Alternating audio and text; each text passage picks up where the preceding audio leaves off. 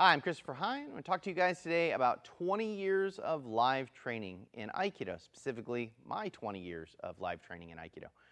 When I started looking for live training in my Aikido, I didn't even know the word for it. I didn't know there was the word live training. It wasn't until years later that I was doing live training in Brazilian Jiu-Jitsu that I discovered there was a word for this stuff. What I used to just say was, I need to see it really happening. And the reason that I needed to see it really happening was because I had been an Aikido student at a big Aikido school. I was Uchideshi, a live-in student, meaning I was studying all the time. I lived there. I was teaching all the kids' classes and doing stuff constantly. And after I got my Shodan, which is first degree black belt, I happened to get into a fight. And after the fight was over, I was like, hey, I didn't do any Aikido. That's really strange because for the last 3 or so years of my life, I've been living, eating, and breathing Aikido. I'm a black belt in Aikido. You would think that I would have done some Aikido in that fight, but no Kotegaishis, no Ikkyos, no Nikkyos, no Koshinages, nothing came out in that fight. And I didn't know why. So my original theory was, when I was growing up as a kid, I had gotten a lot of fights, and I knew what that kind of fighting was. And in Aikido school, I had just done forms, so I didn't do any fighting. And so when I got into a fight, my thought was, oh, I just clicked back into my old ways, and I needed to learn how to bridge the gap between my old ways and my Aikido. What I did was I went to a lot of the local schools here. I went to the local boxing gym. I went to the karate school. There was a small Brazilian Jiu-Jitsu school here at the time. And I just tried my stuff with those guys. And again, I really didn't have much success. And I also realized that that way of looking at it wasn't going to work because it's really kind of weird to show up at a school and be like, hey, I want to spar with your guys a little bit. Strange thing to do. So I was like, I need a school where they're regularly, again, I would say this now, live training, but at the time I was just like sparring and stuff. And then I'll just keep practicing my Aikido stuff until I can do it with these guys that I'm sparring with. So I found a small school in Southern California run by Tim Cartmel. Tim Cartmel's a traditional martial artist who lived in China and studied traditional forms of Kung Fu and fought in tournaments there in China, and then came back to the United States and studied Brazilian Jiu-Jitsu with Kleber Luciano and was at that time a brown belt. He's gone on to be a black belt in Brazilian Jiu-Jitsu. And he's really into mixed martial arts and grappling and how all that works. And so this school seemed like a good school for me, a traditional guy who was trying to bridge that into applicable skill. So I moved to Southern California. I started studying with Tim Cartmel full-time. I was studying there all the time. And I was entering Brazilian Jiu-Jitsu tournaments and submission wrestling tournaments and mixed martial arts. So I was competing in different stuff. And through all of my sparring and the tournaments I went in, I never saw any Aikido stuff appear. So I really started to feel like, well, that stuff just doesn't work. It's just not useful stuff. And this, I kind of was like, well, I want to teach martial arts, so I'll probably teach mixed martial arts or something because Aikido really doesn't work. Then a friend of mine who competes in Dog Brothers tournaments, Maynard Anchetta, invited me to go with him to a Dog Brothers meeting of the pack. So I went to a Dog Brothers meeting of the pack, and I fought with we would call it a Jo in Aikido, but it was a Bondo stick, so a long rattan stick. And I had a fight with one of the Dog Brothers, and I did pretty well. And what surprised me the most was Aikido stuff appeared. In fact, one of the guys who came with me bumped one of the other guys in the thing and said, hey, he's an Aikido guy, and he laughed because he's like, oh, an Aikido guy wouldn't do that. But it's like, it did. Aikido stuff worked, right? So I was really shocked by this. So what I did was I ended up quitting that school and moving back and focusing just on Aikido because I wanted to see how Aikido worked. That was my original intent going there, and I kind of had given up on it, but after I fought in this Dog Brothers fight, it was like, hey, look, this stuff works. So what I did was I started all kinds of different sparring iterations under my own control, so I didn't have to try to do Brazilian Jiu-Jitsu or mixed martial arts or whatever else. And I could change the way in which we were fighting. And I would now call that context, so I could change the context around in order to understand what was happening.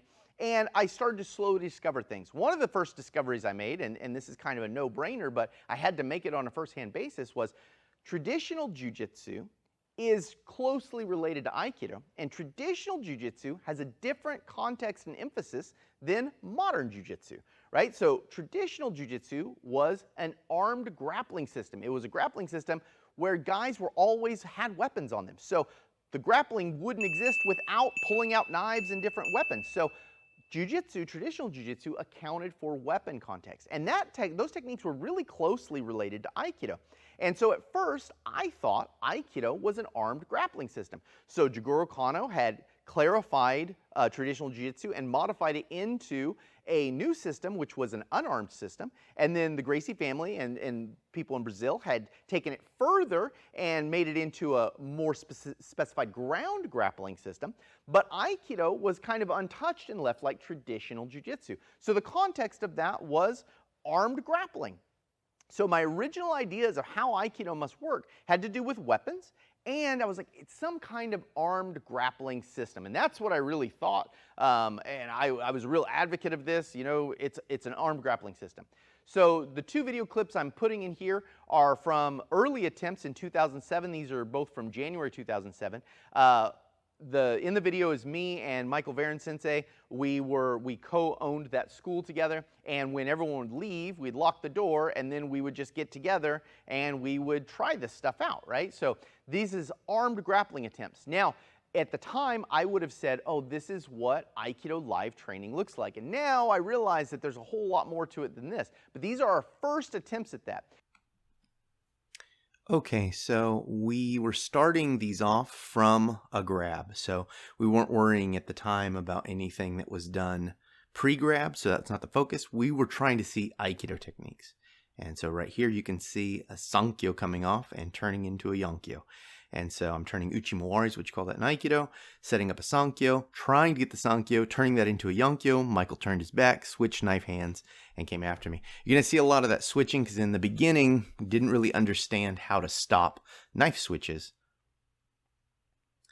So all this clinch work you're seeing is not indicative of classic Aikido, but at the time I was completely ignoring that, and the idea was I wanted to see Aikido techniques come off. And so when there's an emphasis on these wrist grabs, that will happen. So here's the second clip. Again, we're starting from the wrist grab.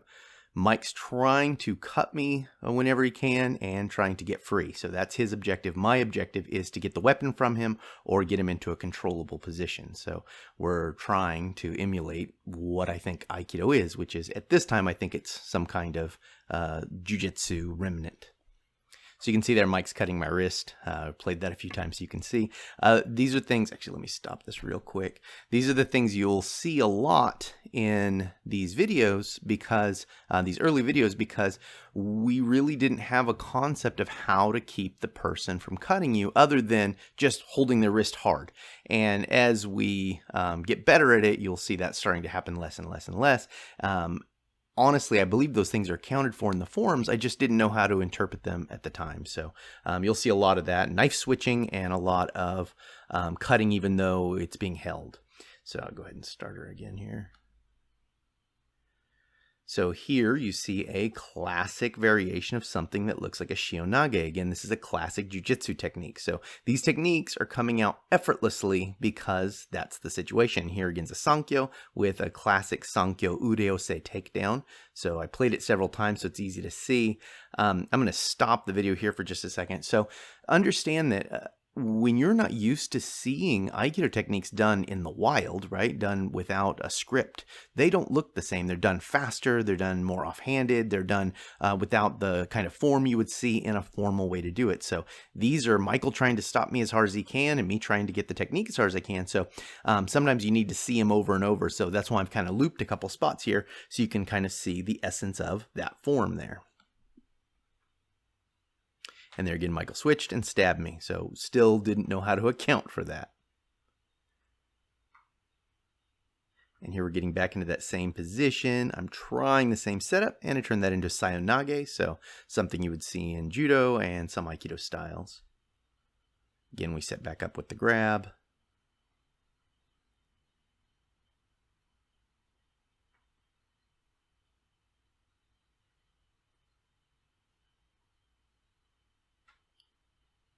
and a switch over. And you see I tried to isolate that hand, but couldn't. This sets up a Mayotoshi for Mike. So Mike sets up a Mayotoshi right here. Classic Aikido technique.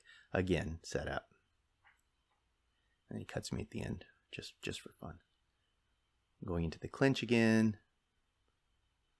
Trying to keep him from switching, trying to hold him as tight as I can. Michael does a clear there. He tries immediately for a Sumiotoshi. Doesn't work. I grab his back to stop him. He switches knife hands and stabs me. And there was a Nikyo in there. You didn't see it because it happened real fast. He cut my arm and he stabbed me.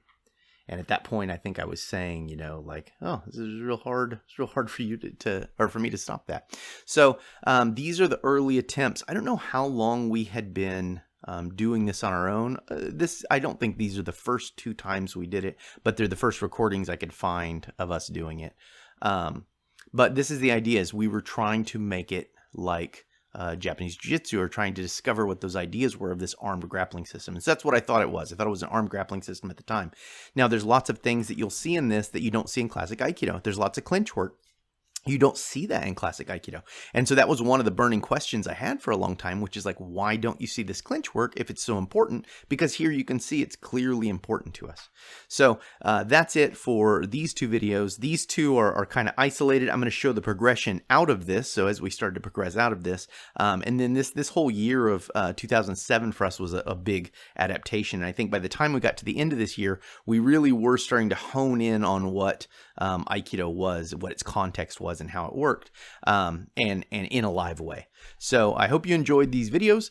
There will be more coming, so I'm still going through old footage and trying to put it together in a sensible way so you guys can tell and kind of figure out how to explain the steps we were making. So hope you enjoyed this video, and we'll see you again soon. I'm Christopher Hine. Thanks a lot for watching.